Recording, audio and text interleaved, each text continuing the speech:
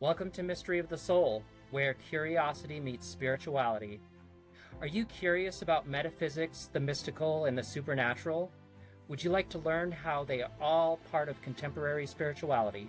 Join me, Leo McCarthy, a spiritual mentor, psychic medium, Reiki master, EFT tapping practitioner, and a shaman. And I'm Julia LeBlanc, an awakening soul, a doctor of physical therapy, author, yoga teacher, and Reiki master. We hope that our unique perspectives open the door to an amazing journey of discovery. Please join us and our guests in conversations about spiritual awakenings, our life's purposes, and mysteries of the soul.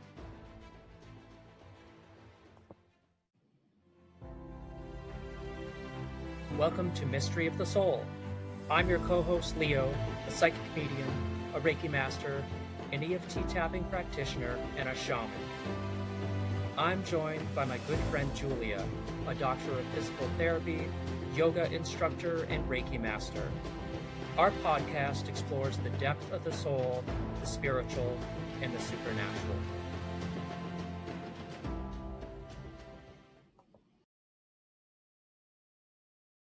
Hi guys, welcome back to Mystery of the Soul. I'm Leo and I have Julia here with me. We have today with us Michele London, and she is a channeler. And Michele, I'm going to turn it over to you and tell us a little bit about yourself and maybe explain a little bit to us what a channeler is, and just go where this takes you. Okay, well, thank you for having me. It's a pleasure to be speaking with you and to reaching your audience. My story is I guess I would say that my story and how I came to be who I am today is very ordinary. So I didn't have any kind of experiences. I'm not quote unquote an experiencer when I was young. Although, honestly, when I think back about moments in my childhood, there were moments that were kind of odd. So if I really dug a little deeper, I could probably say that there were some moments that maybe there was some contact happening. I was a big sleepwalker, so my mother couldn't seem to keep a harness on me when I was a little girl. And I had moments of, I wanted to say like around 7 or 8, where I did feel like I was being visited. And I could only think back that it was by my spirit guide or my guardian angel. People say that you have guardian angels, especially when you're younger. But I remember telling my mother about it pretty regularly when I was around 6, 7, 8, and saying that it's happening, Mom, it's happening. She goes, "What's happening?" I'm like, "I'm feeling something." I'm trying to describe it to her as like a 7, 8 year old. And I have vivid memories of the experience right now talking to you about it. But it was just a feeling of being like washed over with this warmth, this like bath of just contentment. That's all I can say. It was just, I would even tell my mother, I says, "Don't talk to me, it's so good." It was just like and then after it would subside, probably in about just a couple of minutes. It would only stay with me for a couple of minutes. And then and she was taking me to the doctors, and she was like, "Okay, Michele, describe to the doctor what it is." And I'm like, they didn't know what to do with me. But that period really only lasted for a couple of years, and then it just kind of like went away. But I always had a spiritual bent to me, and it really came on heavy and strong around 16, 17, 18. Now in school, I hated school. I was terrible in school. I would ADD. I couldn't pay attention to what was going on in the class. I struggled. I questioned whether or not I had some form of like dyslexia, but I just couldn't focus. And I was not a reader, but I was introduced by spirituality, believe it or not, through Shirley MacLaine. And that's like a long time ago when she came out with her famous book, Out on a Limb, and she had a made for TV movie about it. And that was my ticket to ride. That was my ticket to this journey that I went on, and it hasn't stopped ever since then. I was just couldn't get enough of reincarnation and because I was raised Catholic, I was going to church, never drank the Kool-Aid, never really bought into the whole narrative of anybody dying for me. Or, Yeshua or Jesus, dying on a cross. That I know that can really offend some people, but I love Jesus. I have a relationship with Jesus today, but it's nothing like what I was taught to think who Jesus was, from a religious standpoint. So, yeah, I was always seeking. So it came in like a perfect storm with me sort of not buying into the religious narrative. And then Shirley MacLaine coming in with this book, introducing the whole concept of reincarnation and Buddhism, and I just went off to the races. And and then life continued. But for me, I was my life sort of took a hiatus from my spiritual pursuits, um, when I had my son, because I was really struggling when I had my son. I was a single mom and I was working full time and I was trying to make ends meet. And so it was just, when I look back now of my life raising my kid by myself, I don't even know how I did it. It was just all focus was on that. And my spirituality really kind of took a backseat.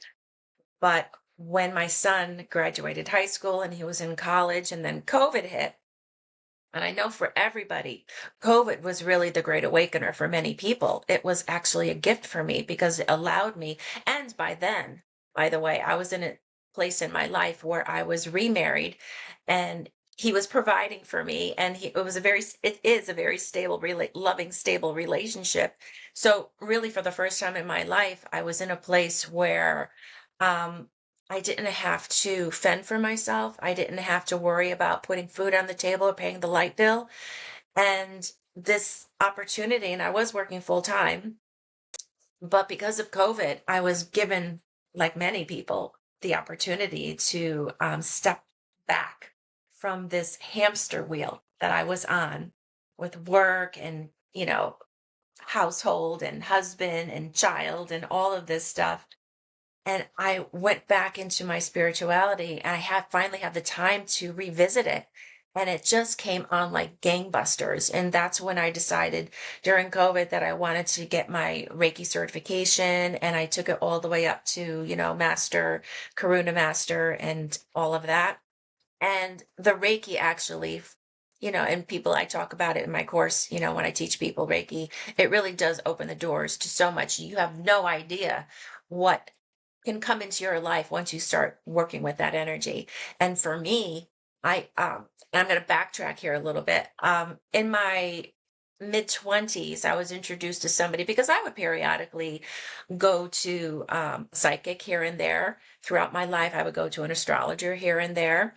I mean, I wasn't the type of person, if I was in crisis, I wasn't going to seek out a traditional therapist. I was going to go choose a psychic that somebody recommended for me. And that was my therapy.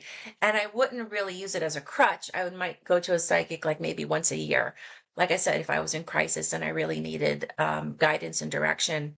And I met somebody in my mid 20s who introduced me to a method of how to speak to my spirit guides. And it's a very rudimentary method. It was really just using my body as a dowse, in particular my head.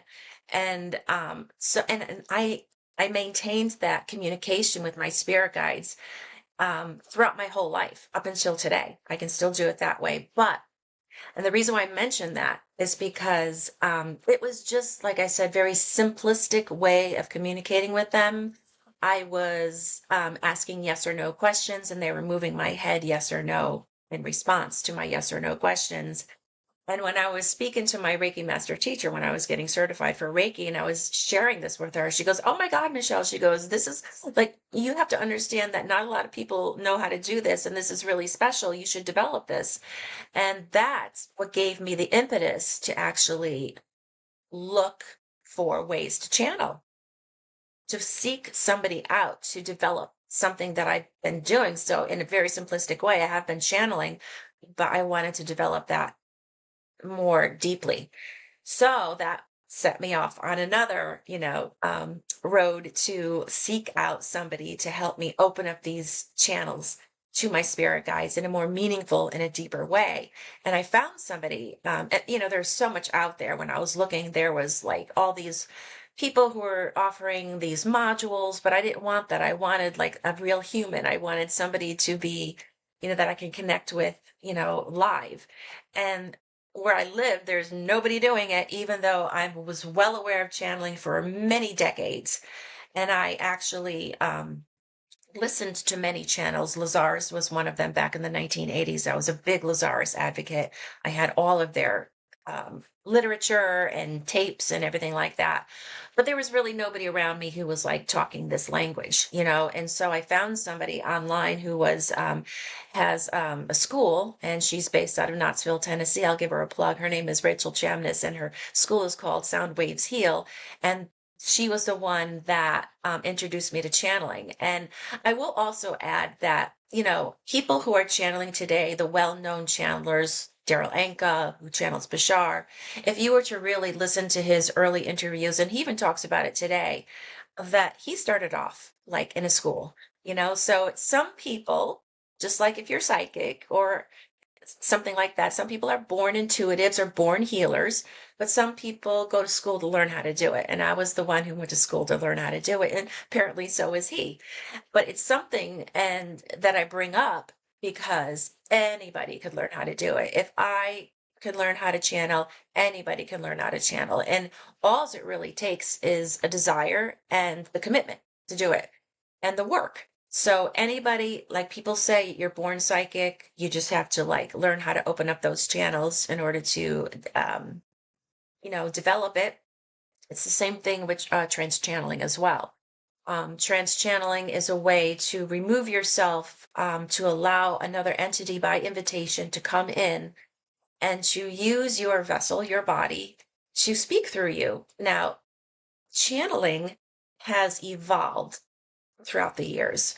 When I was in my 20s and 30s and I was listening to people channeling, it was more of a method where people were really just going out the back door, their consciousness, and the entity would come in and they would come back in after the channeling session and they would have to be told what was just said.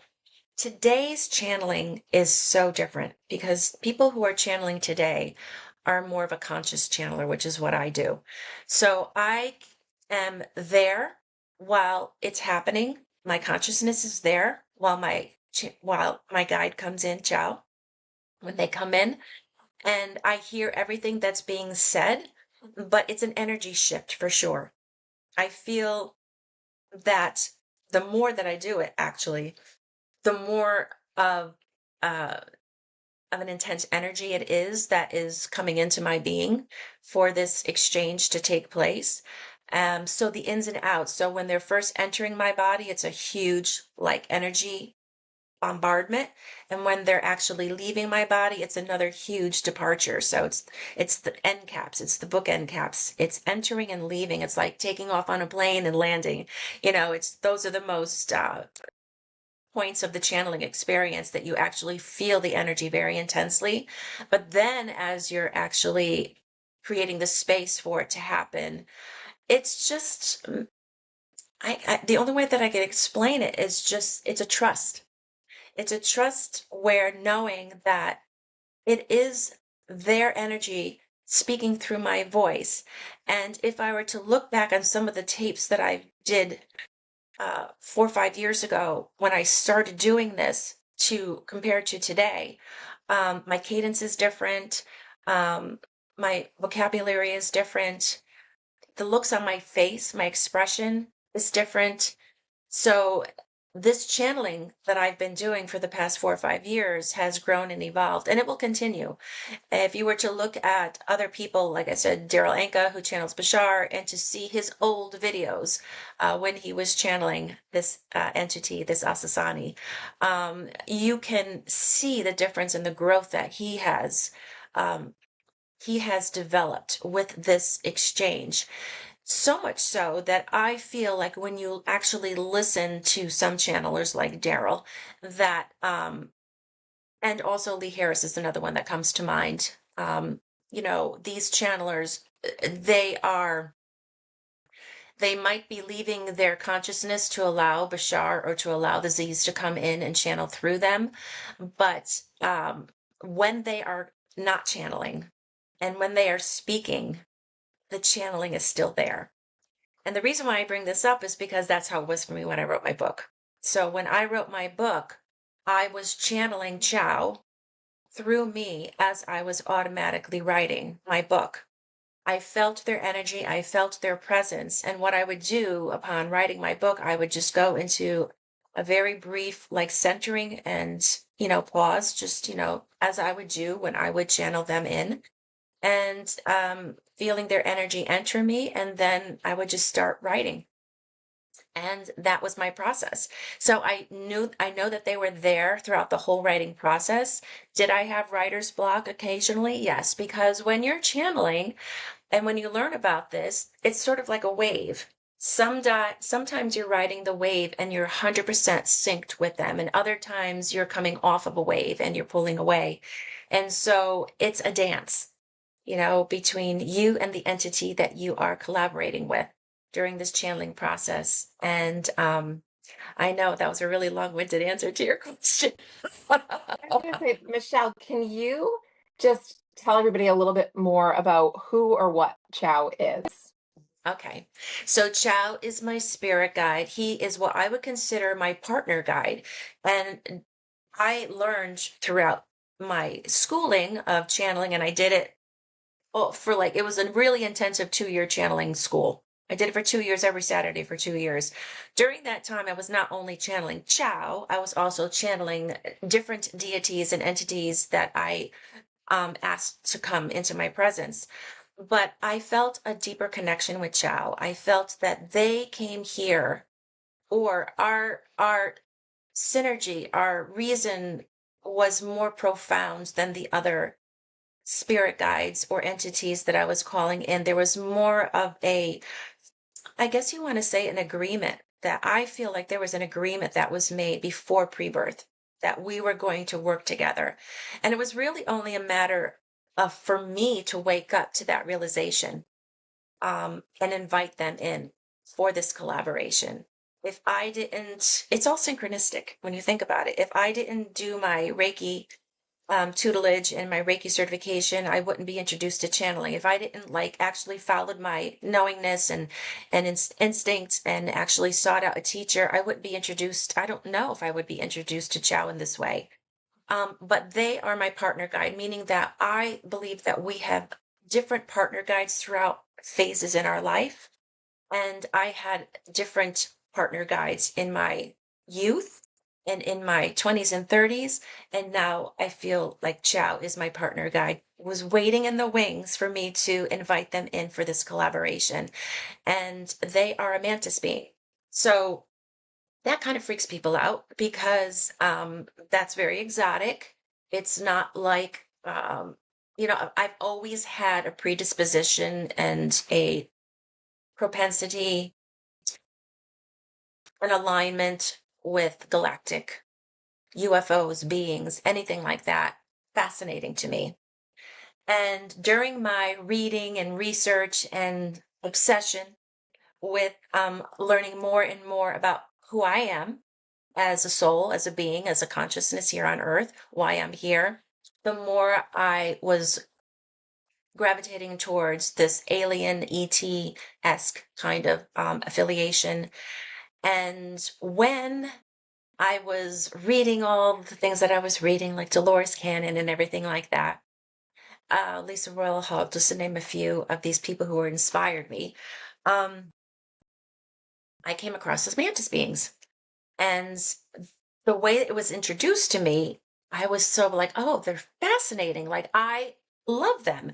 Like, there's something about them that I am fascinated with, and I wanted to learn more about them.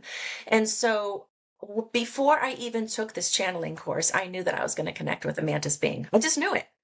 And I didn't know what role they were going to play in my life, but I knew that I was going to be introduced to one. And so since my introduction to Chow, who is my partner guide, they are a collective. I have had confirmation upon confirmation from friends of mine who are psychics, who have actually given me readings after I've aligned with Chow, and they've seen them, they've confirmed what they look like. They're like 12 feet tall, and they're they change their calico, they change from like a tan to a greenish, depending on their mood, depending on the intensity of their emotion.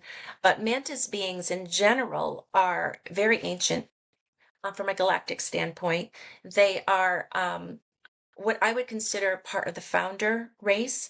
And when I say founders, they are very close to Source. So they were part of the first fractals from Source when Source decided to break itself apart to discover who they are, to remember again who they are. And it was these founders, these first fractals, that I believe the Mantis race is part of. They're extremely ancient, they're extremely prolific, and extremely evolved. So there are many different layers and many different levels of mantis beings out there. Some are of a lower vibration, and some are of a higher vibration, just like anything else. Just the same with, the bad guys, reptilians. There's a lot of reptilians out there who are of a higher vibration, who are part of the Pleiades star system, for example, who are part of Sirius. And, they are of a very high vibration, but then there are those who are not, who we can go on and talk about this. I mean, it's all in my book. Michelle, for somebody, maybe like when you first realized you were channeling, or for someone who is realizing, maybe I'm channeling, how would you help them or guide them if they're questioning whether or not there's a question about their sanity or self-doubt? How can you help them discern that the experience is authentic so that they feel like like this is okay, they're supposed to be doing this, right? Because I feel like that might be the part for a lot of people could be very scary, especially if they don't have people around them who are helping to guide them, or they don't have that kind of like what you've described as feeling like connected and feeling like this like intrigue, or um like it felt right, is kind of what I'm getting from you. Yes, exactly. And that's a great question, because I think to doubt it is so normal. And that would be the first thing to tell people. If you're questioning whether or not you're actually really channeling an entity or whether it's just your imagination, so normal. When people I'll give you an analogy. When people go into trance with QHHT, which is the Dolores Cannon method of going into your higher self, your subconscious, to find out the truth of your soul's mission and all of this. When you're in trance, people think that you're somehow not going to remember. You're going to be in trance, like, those old Vegas acts where there would be like an hypnotist on the stage, and he would snap his fingers and somebody would go like this.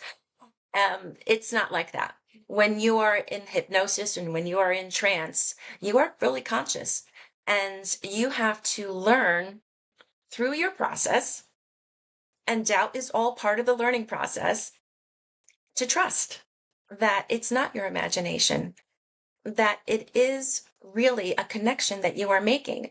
And the more that you can release the doubt and trust in the process that is unfolding for you in that moment, the more connection you're going to make. So that's just like the same with the developing your psychic abilities. People will say the same thing when they go to psychic class or something. Oh, that's just my imagination. A thought came up, but dismiss it. The more that you realize not to dismiss these thoughts, these random thoughts that come into your head, or these random sentences that are coming through you in channeling, the more you realize that you are making connection and it is not your imagination. So it's with practice, it's with trust, and that's all I can tell you. Now, I will also say that in the beginning, when you're learning how to do this, it's good to protect yourself, because there's a lot of stuff out there. There's a lot of good and bad, and a lot of lower negative energy beings out there who would love to, take advantage of you being open heart to receive, but not necessarily understand how to protect your field. And so there's methods that you can use to protect yourself in the beginning of when you're learning how to channel. And I certainly did that when I learned how to do it too. But do I do it now? No, because my connection is so instant with them that I don't feel it's necessary anymore. But in the beginning, you would do a ritual to protect yourself as well. Shell, is there, I don't know if this is a thing or not, but like, do you feel, is there like a masculine or feminine trait, or is it non-gender feeling of Chow? Initially I always felt masculine. And so initially I was always referring Chow to he. But then I realized it was a they. It's a collective, so it's really androgynous. And the reason why I know that is because I did, after I connected to Chow, I went on a QHHT journey, and I had a past life regression, and Chow came in big time. And it was big confirmation for me. We, what I discovered in that regression was a lifetime, and we've had many lifetimes together, and we've switched roles. So I have been his spirit guide. See how I say his? It's they. I just automatically revert back to that. And the reason why I feel like it's masculine is because their energy is so powerful. I just feel like their energy is more in your face than a more subtle or softer energy. And yeah, I guess that's why I think of them as more masculine, but it's definitely a mix. So our lifetime together, that I uncovered, one of them was that I was a scout. I was part of this galactic ship. It was sort of like a galactic federation ship, if you want to call it. There are many different races on this ship, mothership, if you want to call it that, and a lot of different agendas, a lot of different programs from different races were on that ship. And I was working a program with Chow. Chow was my supervisor, and I was a scout. Our agenda was that we would seek out planets to see if they were ready and sustainable for life. Not Earth life, but sustainable for life within the galaxy. So I would go down there and spend time inside that planet and take samples of the air and the soil and do all kinds of different testing. And that was my job to report back. And Chow was my supervisor. Now, in that lifetime, I found out that didn't have any parents. My parents had somehow died, or I don't know what that was, but I didn't really have that. And so that's where our bond actually cemented itself, was in that lifetime. And that's why that lifetime was brought to my attention, because that was the first time that we actually created a bond that hasn't been broken since. And so since that lifetime, again, we've switched roles, but that's where it was all created.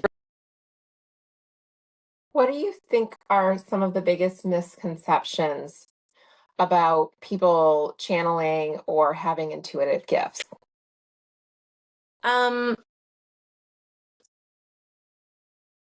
Okay, I think the biggest misconception is that if I'm not born with this gift, that I can't develop it. So Okay. that's a big myth. You can develop it. You just have to have the will and the commitment, and that's it. And that's with anything: trance channeling, psychic abilities, anything having to do with remembering who we are. And And I was going to say, can I piggyback on that and ask, why yes, do you think someone wouldn't do that or would be holding back from doing that? well, I think a big one is religion. I Okay. really do. I think a big one is, and not just religion for their present life now. We're talking about many, many thousands of past lives on Earth, where they were indoctrinated into a religion. And it has carried over because it's such a strong soul signature within them that it's carried on lifetime after lifetime. So we're not talking about this lifetime. We're talking about many lifetimes of being entwined and entrenched in some type of, like, I hate to say it sounds so negative, but it is control, a mind control about a particular religion that they are have lived. And so to think that something is going to take them away from their religion, and religion tells them that it's a no-no. I have, I'll just tell you that I have relatives, I'm very close to them. And they're real religious holy rollers, and I'm very close to them, but I cannot talk to them about this part of my life. They know I wrote a book. I I don't feel comfortable. They've not asked for a copy of it. And I know the reason why they haven't asked for it is because it frightens them. I think they probably have an inkling about what it's about because they follow me on social media and it's all over my social media, but it's very much against their religion and they probably fear for me. They probably pray for me, and um, go back. What was your question, Nick? Because there was something else that I wanted to say that I just lost my train of thought. Your initial question for me was I can't remember. I'm Why do trying to. people not I know. Yeah, why do explore? people not? Yeah, like Yeah. why would they hesitate from actually? What would hold them back? Yes. Yeah. Thank you, Leo. Yeah, that's okay. Thank you. Thank you. Yeah. Other than religion, is just that they feel like their life is too chaotic. If somebody's life is just, if they are just in survival mode, like I was, during the raising of my son, then they don't even have the wherewithal to hold the space to develop that part. So sometimes people's lives are so filled with struggle, that they don't even have the space to even explore the luxury to explore that part of themselves, which is a shame, you know, because life shouldn't be that way, but it is. People were like, this is new for me. So when it comes to galactic kind of, I guess, connections, why do you believe that these connections matter for like our evolution right now? That's a big loaded question. So there's a lot of things going on right now, cyclically, cosmic. Can't say the word. Um, Cosmically? cosmic. Thank you. Thank you. Cosmically, astrologically, even astronomically. There's a lot of things, a lot of shifts, and a lot of changes going on. And throughout all of those shifts and changes, because it's all coming to a head, because a lot of these cycles are ending and beginning, multiple cycles, layered cycles are ending and beginning simultaneously right now. And that hasn't happened in, I believe, 26,000 years. So it's really all coming to a head. That's why we see so much chaos on the planet right now. It's a natural thing for, in order for something to end, it has to kind of crumble Mhm. for the newness to come and to rebuild from that. And so there's a lot of stuff going on. And because of that, we have these galactic um, visitation that has always been here, but we are just becoming aware of it now. So much so that we are having congressional hearings about them. I mean, what's his name? Is it David Grush? I think it's David Grush. He is the one that was the head of some committee 2 years ago to investigate UAP phenomenon. And he just stated, I think last week, and he was describing a couple of galactic entities who have been in collaboration with our government, our United States government, for the past decade. I would say, well, I believe it's been for at least 70 to 80 years, but he didn't specify that, but he was describing them. He was describing different classes of alien races on on mainstream news. So what does that tell you? That it's happening. And the reason why people who have a religious bent to them are so fearful of this is because they believe that if you believe in aliens or if you believe in ETs, this phenomenon, that we have never been alone. They are here, we just haven't been aware of them. um, if you believe that somehow I can't believe in the resurrection of Jesus, I can't believe in heaven, I can't believe in hell, I can't believe in everything that has been indoctrinated within me my whole life and past lifetimes. I can't believe in this anymore, but that couldn't be further from the truth, because if you believe in all that is, source consciousness, God, Goddess, all that is, And if you believe that this one entity, this all that is, that you can't even put words to, is the creator of all, then why would he just designate Earth humans to be his subjugates? Why would that just be us and not the whole umbrella of life everywhere? And so when you really think about ETs, there is polarity on every level, layer, and dimension in our cosmos. Here, so on Earth, we have polarity in a very extreme measure. So this is like the Harvard of I would say the galaxy. Earth is a really tough school, to participate in, but you really learn a lot and you learn it quickly. There are other dimensions and other realities that you could learn your lessons through without having to reincarnate here on Earth, but it's a much slower process. It's not as in your face and it's not as traumatic and dramatic. So it's people seek to come here because it's a much more intense program and it's a much more intense learning. And when you, by the way, go back into your natural state of being, which is your spirit state on the other side, your soul signature will be there will be an indication. I don't know how it is, but there will be some type of aperture or indication on your soul signature that people will notice on the other side. Ah, you've been to Earth. What was that like? You are forever changed, because of this Earth experience. Yeah. We're going to take a quick break, guys. So hang tight. We'll be right back. Okay. Michelle, what is something that has surprised you most about the higher intelligences? And I think a lot of people, like you said, you've brought up, I think, fear as being something.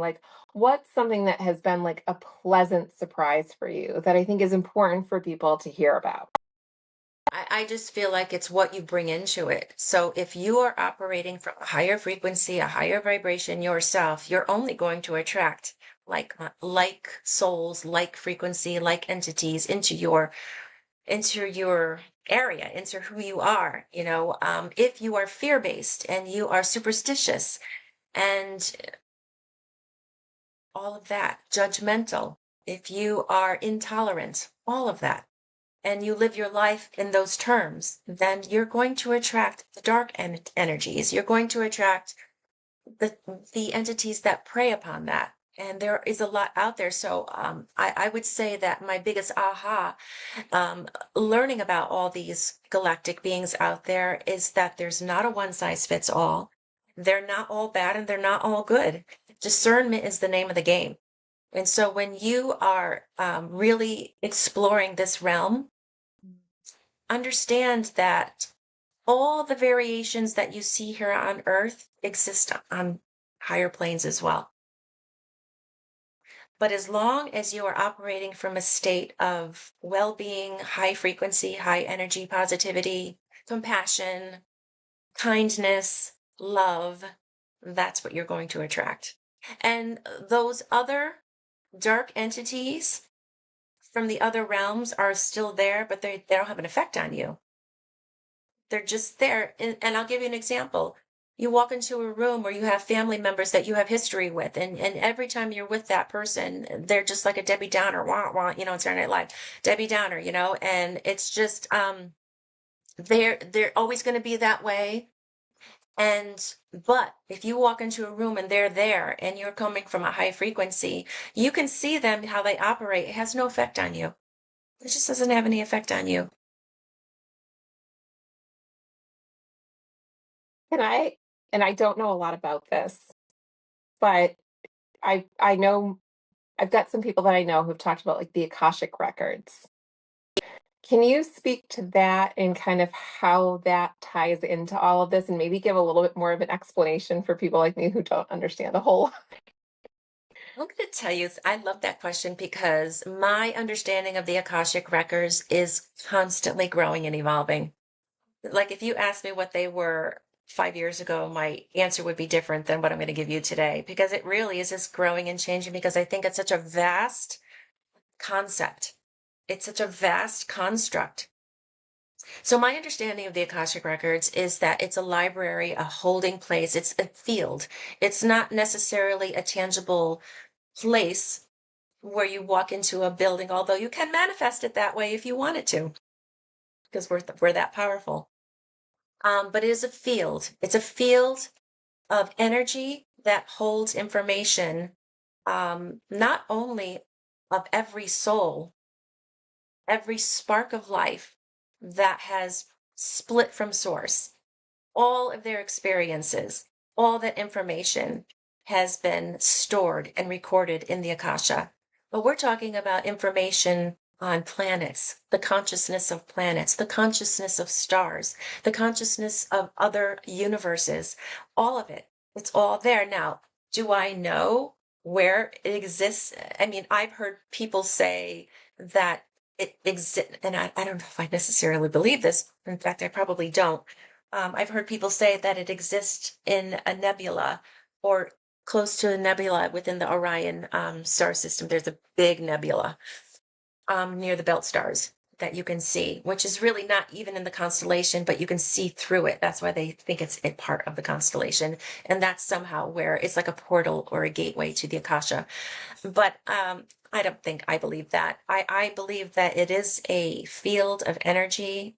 And I also heard that one of the reasons why Earth is being visited so much right now is because Earth itself holds a very important library for our quadrant, if you want to call it that, within our Milky Way star system, galaxy. That holds a lot of information of Earth, but also of other star races and that's why they're coming in to tap into that information as well. So it's a resource for them as well. But the Akashic Records, anybody can access it through meditation and through a dedication and determination and discipline. I mean, I will tell you that I took a galactic Akashic reading course, and her name was Debbie Solaris. And that's her, I want to say that's her shtick, that's her gig. She is able to go into the Akashic Records and read galactic records. Where you are affiliated with on a galactic level. I didn't real I didn't I experienced going into the Akashic Records with that class, and then there was a study group after that. I connected with a group of people, and we were meeting like once a week, doing a Zoom, and we were all going into the Akashic, reading everybody's records. And so again, it's just like if you have the will and the desire to practice, that's how it develops. Um, my channeling and the writing of my book became first and foremost, so I sort of put that on the back burner. So I'm not as adept as going into the Akashic Records, but when I do Reiki on people, I'll ask to go and see their records just to get insight, for them as I'm giving Reiki on somebody.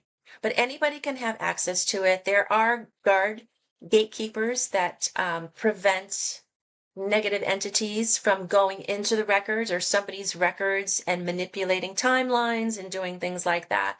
So there are guards at the gate to prevent anything like that. But if you have an open heart, anybody can go in there and get information about what's going on with you on a soul level. Michelle, when you channel Chow, are you able to kind of ask Chow a specific question and see what he has for information or advice that he wants to give about that? So I say to people that when you're a trance channeler, you're not a psychic. You're not a medium. So the difference between a medium and a medium is going to talk to dearly departed past loved ones on the other side. A psychic is more about prediction and timelines going into the Akasha. But channeling is none of that. Channeling is really giving messages more to the collective in more a broader sense. But I do say to people, because when I give classes, I teach a class at a local college here. It's a spirit class. And the last class, I'll channel Chow, and they'll come in and I'll say, please ask them any questions that you want to ask, but don't expect them to tell you, your grandfather on the other side is like, they're not going to do anything like that. And you can ask them a specific question, but their response is probably going to be very broad. It's not going to be specific. And that's all. That's how I can explain, if that makes sense to you. Yeah, I think so. If you wanted to connect with Chow right now, would you be able to do that? Yes, absolutely. Could we maybe experience that? Yes. And then, so what I'll do is, it usually, it's just going to take me seconds just to like feel their energy coming in. And then I'll just see what they have to say. And after I never know how long it's going to go. It's probably not going to be that long. But if you, or Julia want to ask a question afterwards, they'll tell you if you have any questions for me. Okay. Okay. Okay. So just give me a second.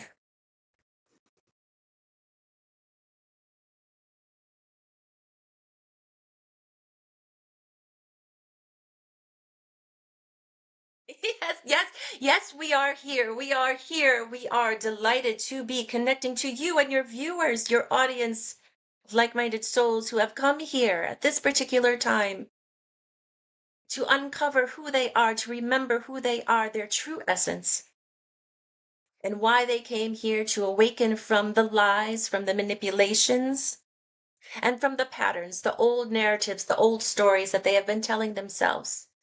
There is a disturbance in your frequency, in your earth sphere, that is being challenged. And your people on your planet are well aware and are becoming more aware of this disturbance, this unsettling feeling within the pit of their solar plexus, we would say.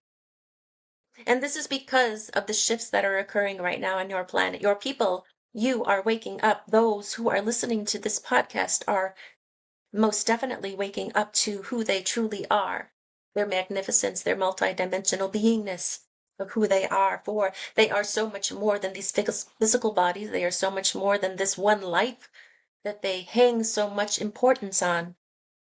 Their lives, that the reason that they came to these lives in this earth time now was to experience this shift on a more cosmic level, to open up their consciousness, but more importantly, to open up their hearts, to receive and to understand their connections to a greater neighborhood, a greater community of support, greater community of support. Now, we understand that change is difficult. Change can be very traumatic for those of you who are used to doing things one way, all the time. But it is through change that you grow, dear ones. It is through change that you open yourself up to new experiences, to grow and evolve as a soul. And when you are opening your heart for deep change, a remembrance, a waking up, this is when your soul signature exemplifies that change and your frequency changes. You know when your frequency is changing, dear ones, when you are feeling good, when you are seeing the good in others instead of seeing the bad in others. When you can consistently understand a person and see through their actions and their words, but see through all of that and see the soul that they are, the godlike being that they are, and to understand that you are no different than us. You are no different than beings who are living in a higher dimension, in a higher frequency, for that is your natural state of being. You came to this earth to lower your frequency, to have this earth experience, the school of hard knocks, to learn lessons karmically from past lives, absolutely, but more importantly, to be part of this grand experiment of ascension. For this has been percolating for quite some time. This has been, we would say, started in 2012, in your end of your Mayan calendar year, where so much was feared would happen. But the world did not come to an end. It was just the beginning of this new era. that you are entering this new era, this new cosmic cycle, entering into the divine feminine energy and leaving the patriarchy, but not fully. Patriarchy is alive and well. Understand, dear ones, that your balancing act between the divine feminine and the divine masculine energies is something you came here to usher in. You came here to usher this in a more balanced way. This will soon be revealed to you. What is playing out on your planet right now is a lopsided view of what femininity is. You are only seeing a lopsided view of it. If you understood the true meaning of being divinely feminine, you would understand that there is a holding place for the masculine as well. It has to be a symbiosis between the two. You would not have the energy that you have to create without the masculine, divine masculine energy. You would not have the initiative, the zeal, the enterprising thoughts or ideas if you were not aligned with your divine masculine energies. It is a true balancing act between the two, but your compassion lies, yes, with your divine feminine, but it is a dance that is played with both. And you have all come here to witness this symbiosis, this synergy between the two. Now we wish for you to understand that you here are never alone on this planet. You are widely supported by your teams in spirit, your spirit guides, your loved ones who have crossed over in this lifetime, but also loved ones that you have left behind. For you must understand that your greater soul is still there with them on the other side. You have only squeezed into this vessel, this physical body that you are portraying now. We would say at least 8 to 10% of your spirit is stuffed into this body that you are experiencing. Most of it is on the other side. And so you come here feeling alone, feeling separate. But this is the experience of Earth. And you came here knowing this. It is difficult, but you are never separate, dear ones. You are always part of the whole. You are the whole. You are the one. You have never separated from the one. And your supports on the other side go far beyond your earthly ways of thinking about who your spirit guides might be.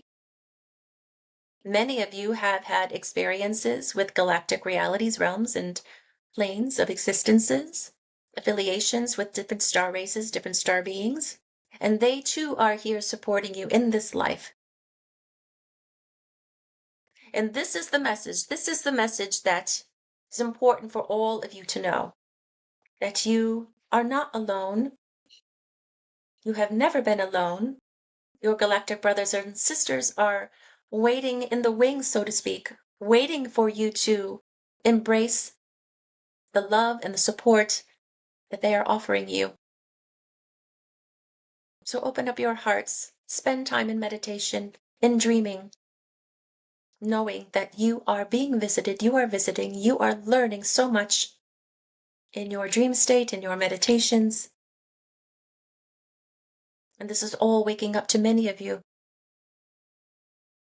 You are working that pituitary gland, that muscle in your brain, triggering it, and it is being triggered. And soon it will be fully alive, fully awake, and you will be able to see beyond the veil. You'll be able to see all of those who have always been there, supporting you. And now, if you wish to ask any questions, we are most obliged.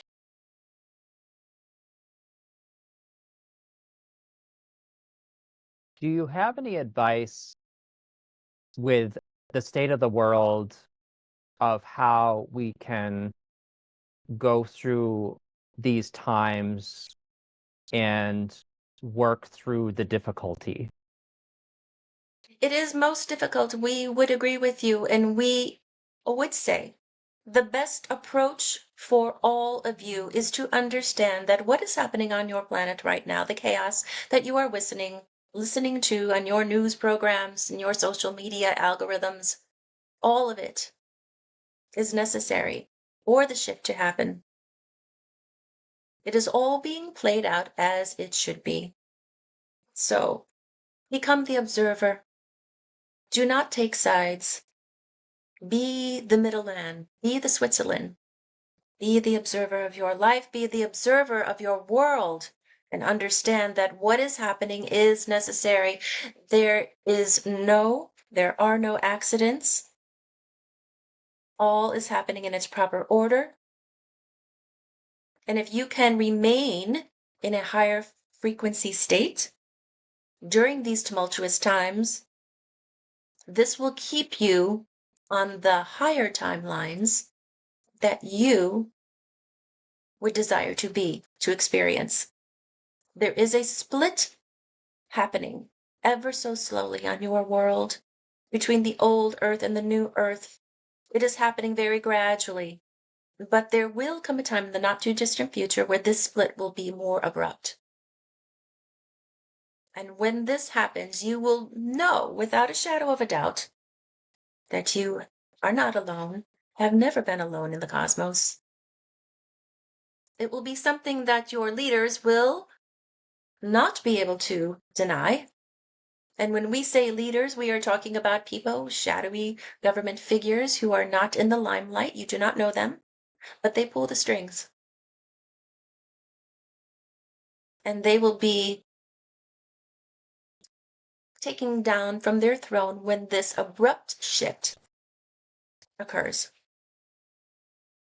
But never mind all of that.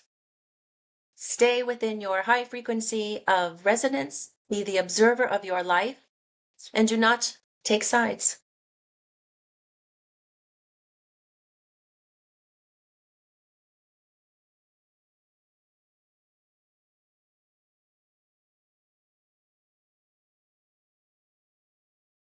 And if that is all the questions that you have for us today, we will end this session by thanking you. Thanking you by giving you a gift of light language, connecting our heart to yours. So close your eyes, all who are listening to this, and we will share with you a connection from our heart to yours. Ushananayotoya shikirarananayotoya shananayataya kutiyaya. Unshananayotoya shikarananodakaya sokananayotoya shikiya satanayanataya. Undiyatoya shi sokananayotoya shikananayotoya tutiya. Tutiyananayotoya shikananayataya shukaya sakanay.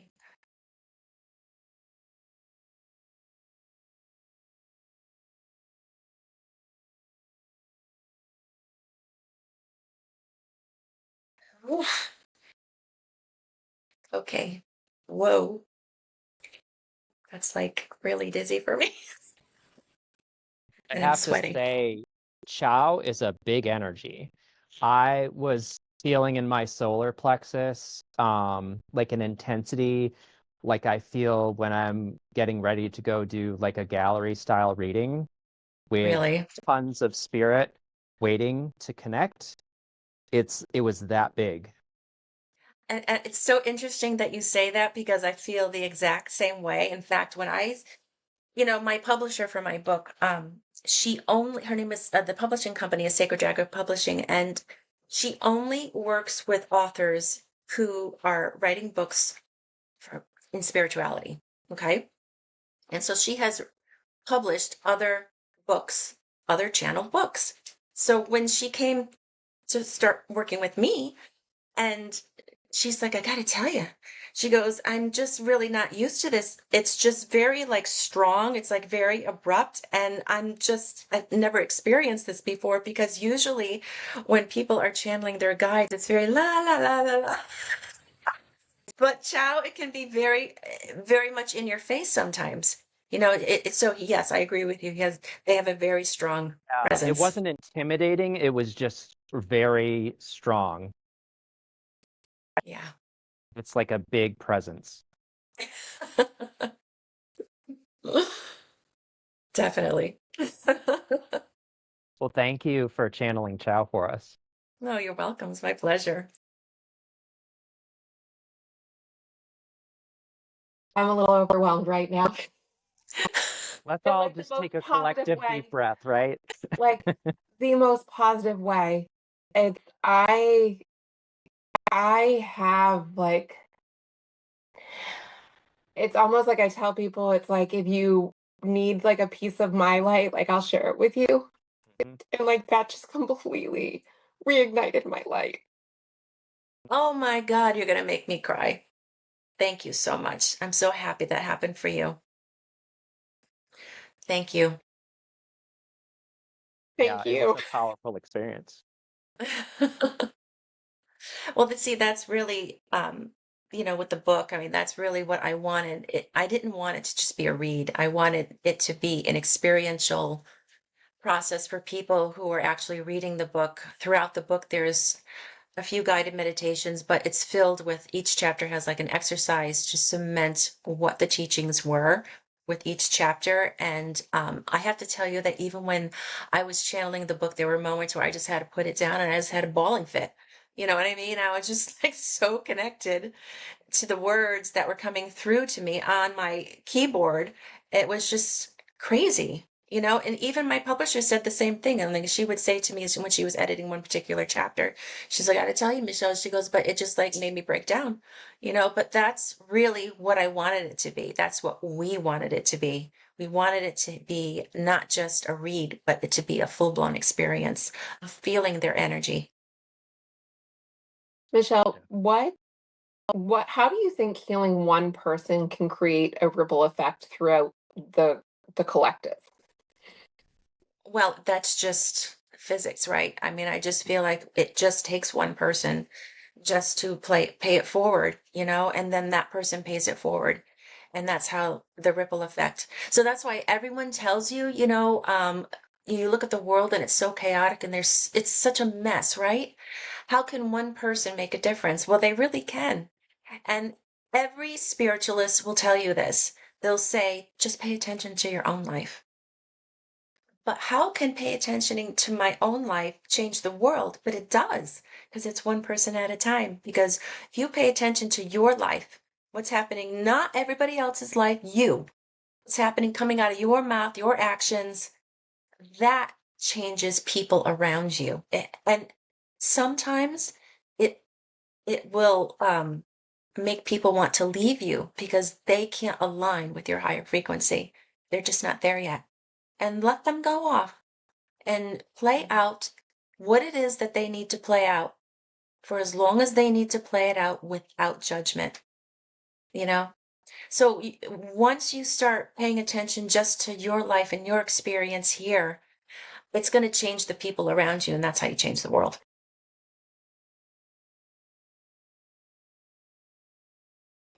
Shell, this was a really powerful experience. So thank you for sharing Chow again. Thank you. If people want to get a hold of your book, tell us again the name of the book and how they can get it.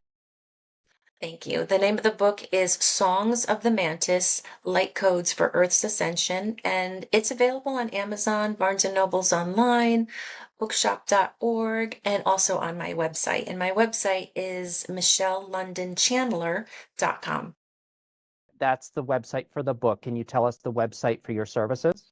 Yes, and they're both linked together. So my services is wheat in chaff, like wheat, and then INCHAFF in chaff. And that's where I have, I do online courses, I do Reiki certification, light language certification, I do as well, and distant Reiki and all kinds of things like that. I also do guided meditations, and I have a new based off the book, I have a new service that I'm offering, which is a galactic alignment, where people can actually have a channeled reading with Chow, and also find out their star lineage, what they're most more aligned with within that hour session.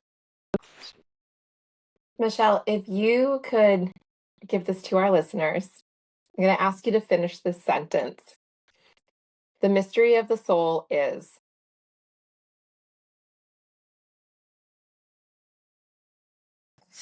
The mystery of the soul is.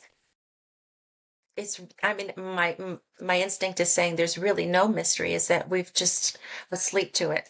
There's no mystery to it at all. And once we wake up, it's not going to be any mystery at all to us. But the mystery of the soul is just waiting to be discovered. I love that. Mm, I love that. definitely. All right. Well, guys, thanks for joining us. And don't forget to like, subscribe, and share this. And we'll have all of Michelle's information in the show notes. And stay tuned. And we look forward to connecting with you again. Thank you. Thank you, Michelle. Bye, guys. Thank you.